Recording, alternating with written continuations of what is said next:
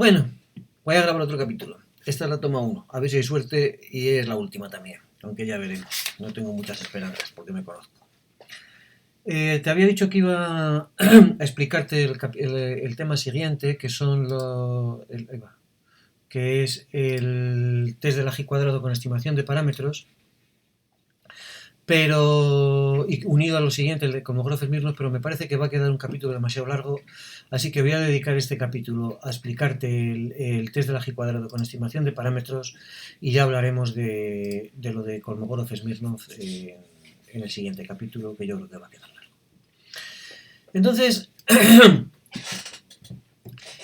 el test de Lagrange cuadrado se aplica a distribuciones discretas. O sea, yo tenía, pues eso, lo de tiro la baraja, tiro la moneda, me salen tantas caras y tantas cruces. Ah, por cierto, se me había olvidado hablarte de que el test de Lagrange cuadrado está implementado en R. Y aquí tienes la función se llama CHISC-test. Entonces, aquí tienes el help, y es una función. Tú tienes que meter unos datos, puedes meter otros o no, en fin, yo que sé qué, un vector numérico. Esta instrucción sirve para decirle si quieres que te aplique la corrección por continuidad o no de la que hablábamos ayer. La opción de efecto es que sí. Y tienes que decirle también con qué probabilidad aparecen los valores que tú tienes. Quiero decir, yo le voy a aplicar el test a los datos que tenía ayer, que me parece que era que yo había tirado mi presunta moneda 100 veces, me habían salido 52 caras y 58 cruces. Entonces, tengo dos datos, tengo que decirle con qué probabilidad aparece cada uno de ellos, porque puede que aparezcan con probabilidad 1/2 o puede que no. La opción de efecto es 1 partido por la longitud de x. Como la longitud es 2, la probabilidad es 1/2. Entonces tú le pegas, te pones ahí, haces control intro y ya está ejecutado. Bueno, le había ejecutado 2 veces y entonces te sale que el valor de la chi-square es 0,16, que ya sabías lo que era porque lo hicimos ayer con estos grados de libertad, y que el p-valor es 0,6892 y por lo tanto no se rechaza la hipótesis nula.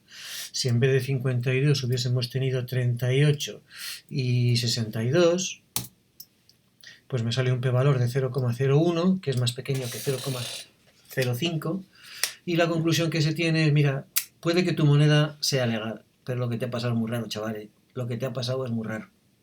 Más vale que pienses que tu moneda no funciona bien.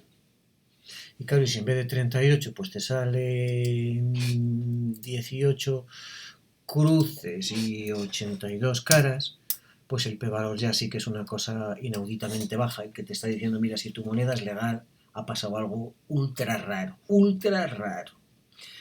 Piénsatelo. Vale, es que se me había olvidado contártelo. Pero a lo que vamos. ¿Cómo se puede aplicar el test de Lagrange cuadrado en un problema en el que la variable no es discreta? Quiero decir, imagínate que tú tienes 25 observaciones. ¡Epa! Y ahora ya no. Imagínate que tú tienes 25 observaciones que vienen de una variable y tú quieres saber si esas 25 observaciones vienen de una normal 0,1. Claro, en principio yo no puedo aplicar el test de Lagrange cuadrado, porque para poder aplicar el test de Lagrange cuadrado tengo que tener una variable que solo toma un número finito de valores. Pero puedo modificar los datos. ¿Cómo lo hago?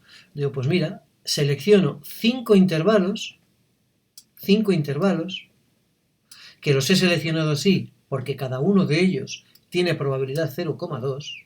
Los he seleccionado así porque cada uno de ellos tiene probabilidad 0,2. Mira, por ejemplo, vamos otra vez a RStudio, ese que se ve ahí, que es el 253.082.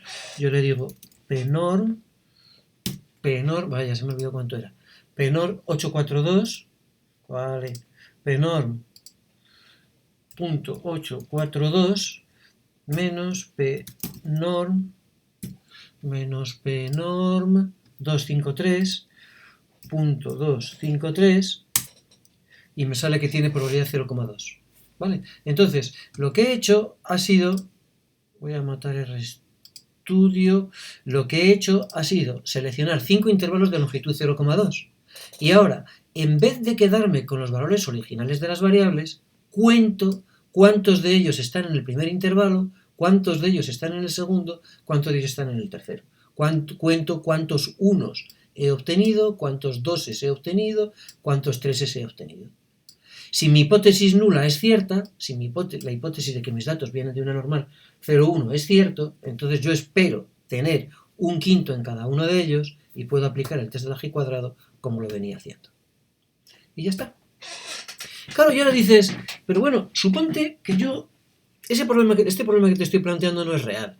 Lo que sí es más real es que yo quiera saber si mis datos vienen de una distribución normal.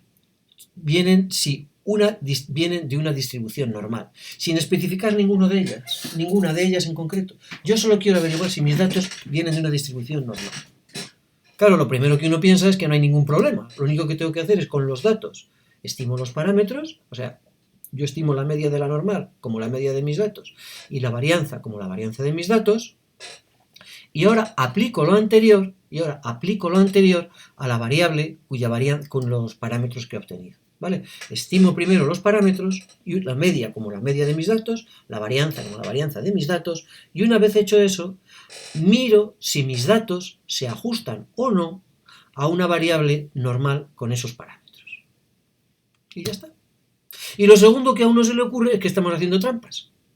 ¿Por qué estamos haciendo trampas? Pues mira, estamos haciendo trampas porque el ejemplo que te he puesto aquí, que yo creo que es correcto, que es adecuado, es... Imagínate que hay dos chicos que se van a examinar de arte. Y llega el primero y le dice, háblame sobre pintores flamencos del siglo XVII. Y va otro, el siguiente que viene, y le dice, elige el siglo y la nacionalidad de los pintores que quieras y háblame sobre ellos. ¿Cuál de los dos exámenes es más fácil? Claro, el segundo a lo mejor lo que realmente controla son los pintores flamencos del siglo XVII y a lo mejor elige ese tema. Pero desde luego el segundo examen es mucho más fácil, ¿no?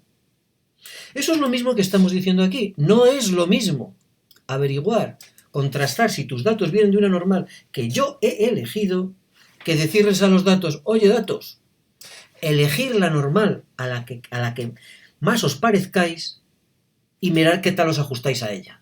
Es lo mismo que lo del examen de pintura. ¿Qué solución tiene esto?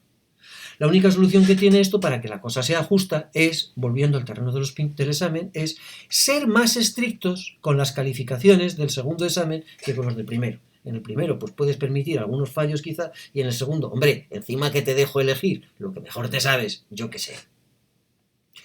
Eso en el test de la G cuadrado, ¿en qué se traduce? Pues el test de la G cuadrado es una de las cosas mágicas que hay en estadística, vale para todo, es muy sencillo de manejar, y eso se traduce en que si elijo yo la normal, voy a comparar tu valor con una G cuadrado con K-1 grados de libertad. Si eliges tú la normal, te voy a comparar el resultado que a ti te salga, el del test, el de la fórmula, usamos los dos la misma fórmula, ¿vale? Yo no puedo elegir la normal, entonces comparo mi valor con el de una G cuadrado con K-1 grados de libertad. Pero si tú eliges la normal, o sea, si los datos eligen la normal, resto 2, porque he estimado dos parámetros, he estimado la media y he estimado la varianza. He estimado dos parámetros, resto 2. En general, da igual de qué distribución de probabilidad estés hablando. Da igual. ¿Estás hablando de la exponencial? La exponencial solo tiene un parámetro, solo estimas una cosa. Restas aquí 1. Estás haciendo la última estimación que han inventado en California, no sé qué tal, que tiene 17 parámetros. Restas aquí 17. Claro, como lo que tienes aquí tiene que ser positivo, para poder restar 17, tiene que ser por lo menos 19, porque ya tengo uno restado, ¿de acuerdo? Pero vamos, esa es la única restricción que tienes. Eso en la práctica, ¿en qué se traduce? Digo, pues mira, aquí yo tenía 25 datos que repartía en 5 grupos, 25 datos que reparto en 5 grupos, y por lo tanto, para comparar con el test, aplico la fórmula correspondiente, para comparar con el test de la G cuadrado, tengo que comparar con el percentil 95 de la G cuadrado 4, y me sale 9,48. Claro, si estimo dos parámetros, la media y la desviación típica, tengo que restar 2 y tengo que comparar con la G cuadrado 2, y entonces el valor es 6.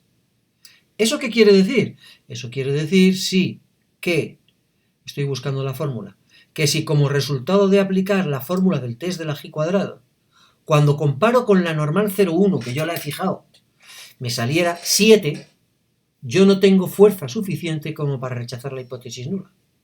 Pero si estimo los parámetros y me sale el mismo 7, sí que tengo fuerza para rechazar la hipótesis nula, porque 7 está por encima de 6 y debajo de 9,5. O sea, esta es la manera de hacer el examen más duro. El teorema de Pearson es este que tienes aquí y que te dice que si tienes una sucesión de variables aleatorias reales cuya distribución pertenece a una familia, cuya distribución es normal, por ejemplo, depende, claro, normal, que depende de un parámetro, que es la media y la varianza, que por lo tanto está en R2, ¿de acuerdo? Entonces, tú haces una partición de R en conjuntos, tal y como lo he hecho yo antes, en 5 conjuntos, o los que te parezca, de la misma probabilidad o no, no es imprescindible, es muy flexible, y a continuación haces la fórmula. Digo, fijo n, me quedo con los primeros n datos que yo tenía, y miro de esos primeros n datos, cuántos están en cada uno de los intervalos de los conjuntos en los que yo he repartido R. ¿Cuántos están en cada uno? Esos son los observados. Siguiente. ¿Cuántos esperaba yo que hubiera para cada valor del parámetro? ¿Cuántos esperaba yo que hubiera para cada valor del parámetro? Y a continuación calculo observados menos esperados al cuadrado, observados menos esperados al cuadrado, dividido por esperados y sumo, como antes. Y cojo el mínimo en Z. ¿Cómo se calcula el mínimo aquí? Pues cálculo numérico, derivas, como Dios te dé a entender, pero minimizas. Y entonces, ¿qué es lo que ocurre? Que lo que tú has obtenido aquí converge en distribución, ya te acuerdas que había varias maneras en las que las variables aleatorias pueden converger, a una G cuadrado con K menos P menos 1 grados de libertad. O sea, si yo no estimo parámetros, aquí no hay inferior que coger, entonces eso converge a una G cuadrado con K menos 1 grados de libertad, que es lo que hablábamos antes. Si estimo parámetros, solo tengo que restar. Vale. Y hemos terminado. Lo único que queda es cómo se eligen los conjuntos. De acuerdo con el enunciado del teorema, los conjuntos, primero tienes la partición y después coges los datos. O sea, la partición, para que el teorema funcione, tiene que estar hechas antes de que tú veas los datos. Pero, sin embargo, hay otros resultados, esto es como lo hizo Pearson, hay otros resultados más recientes que te dicen que puedes elegir los conjuntos dentro de ciertos límites, puedes elegir los conjuntos después de ver los datos. Y por lo tanto, esto es un asunto muy flexible y ya está. Y veremos algún ejemplo de su aplicación en la teoría. Y nada más. Hasta aquí hemos terminado con la toma